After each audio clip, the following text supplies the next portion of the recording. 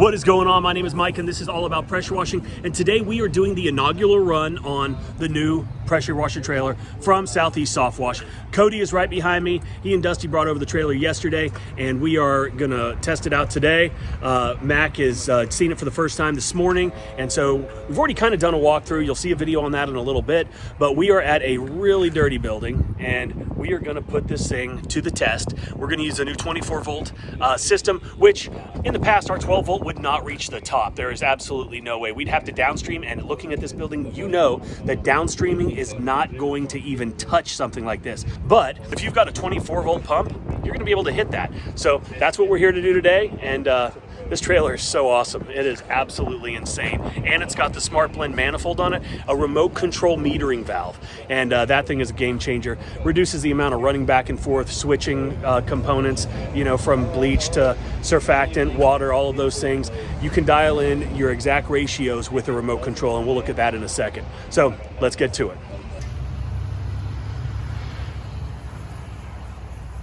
Dude, that's insane.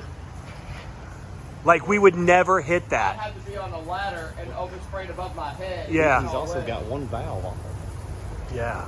Normally you'd have Right. more flow than that.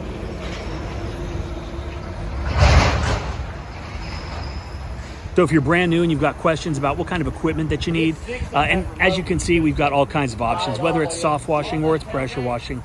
And then you get into how to mix the chemicals, what chemicals to use on what surface, and what is the best way to effectively clean those surfaces. Well, Cody, myself, Justin Rogers, and Aaron Parker have put together the #1 training course in the world. It's called How to Wash, where we teach absolutely every aspect of how to wash and basically what you need to start your pressure washing business. So check out the first link in the comment section below, and you can also use promo code 50FREE to get 50 bucks off.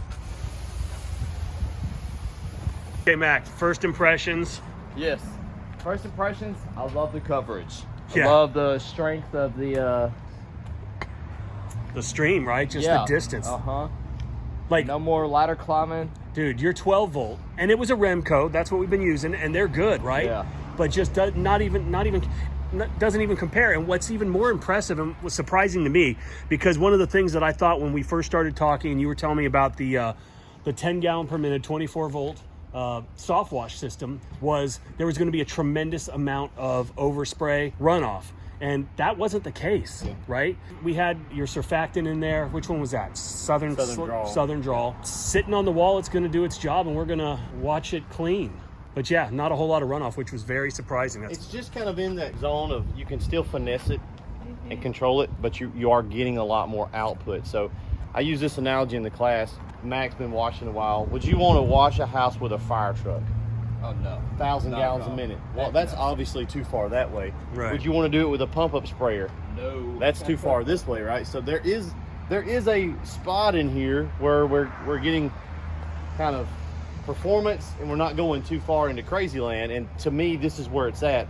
And also for this guy's sake, on the upkeep and maintenance side of it, you know, we could build some kind of crazy system that's just outlandish, and if you come out here and show it on video, it's like, man, look at that thing's it's spraying to the Eiffel Top. But the problem is you can't keep it running, right? And so you get diminishing returns from an economic standpoint. That's where it really hits all the highlights perfectly.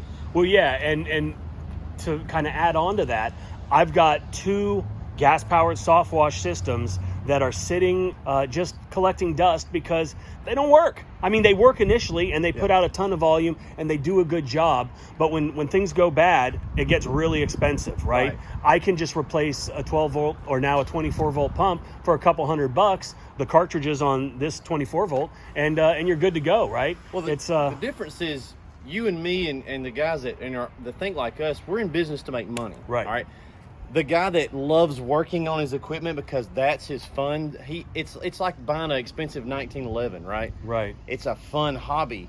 He's not planning on getting in a gunfight. He just likes tinkering with the 1911, right? Yep. We're in the gunfight. Like we're out here to make money. We're out here to kill it and go home, leave the cave, kill something, bring it home. And so for us, we do a quick calculation as business owners. What's the most bang for my buck? I know there's going to be maintenance, but how can I minimize that? Right. So when the guys fall in love with the gas systems, yeah, there's nothing wrong with one, but we don't run them or sell them or use them because you swung too far that direction. Right. and I've run the full gamut. We started with the old Fat Boy a million years ago. Right.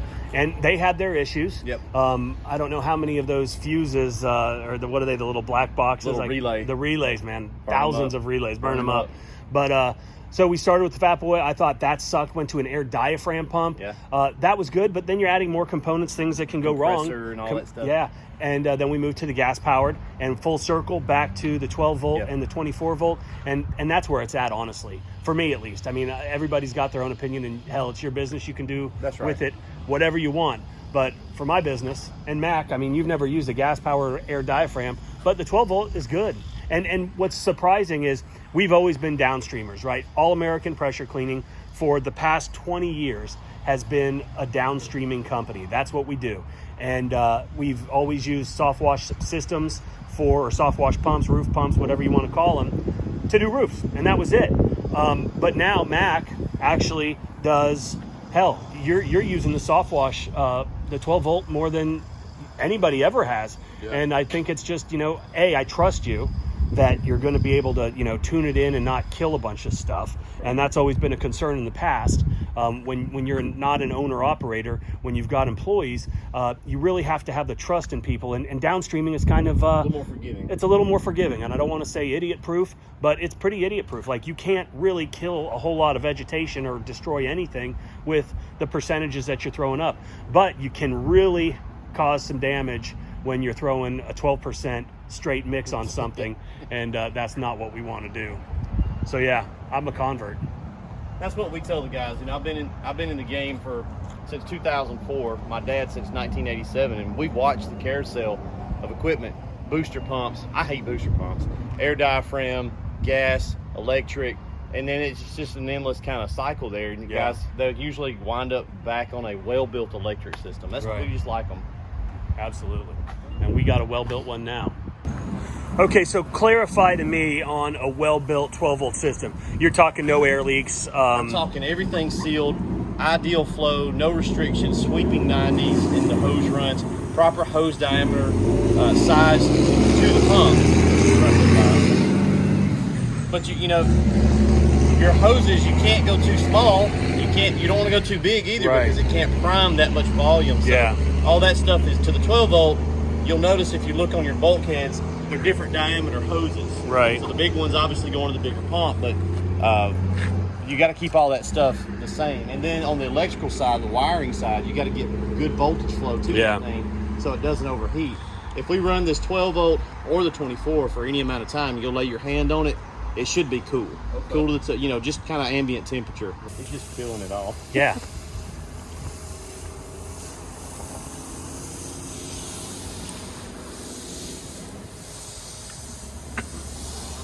All right, so what I was explaining to Mac here, he gets this because he's been doing this long enough, is he'll get used to the about 45 seconds or so of time that he's got in the hose anytime he makes a ratio adjustment. So especially on residential, when he's getting to that last short wall, kind of gauge that, go ahead and got the remote here on your waist, pull it out, kill your soap, kill your bleach, which is going to make a transition at the truck or the trailer back to water, all right? But you still got Kim in the lines, 200 foot line, so he can use that 45 seconds or so to coat that last wall. That way he's never really wasting any Kim on the job site. Right. It's not a lot, but it adds up over the course of the year, maybe a few barrels of bleach. Yeah, which ain't cheap. Ain't cheap.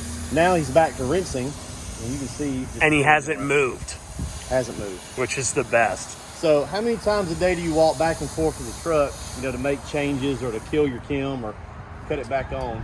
Up to probably about 4 times, depending on what we're doing and if something goes wrong and stuff. So Yeah. So a lot of that's no more. we're, that's amazing.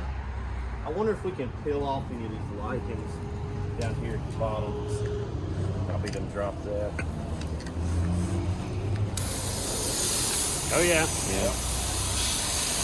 Now that one's on there pretty good, but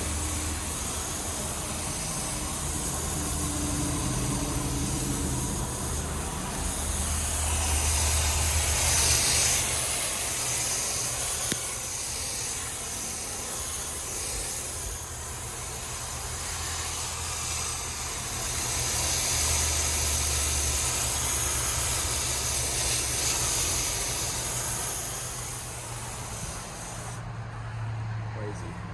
Yeah. There you go. You should be set up where you want it.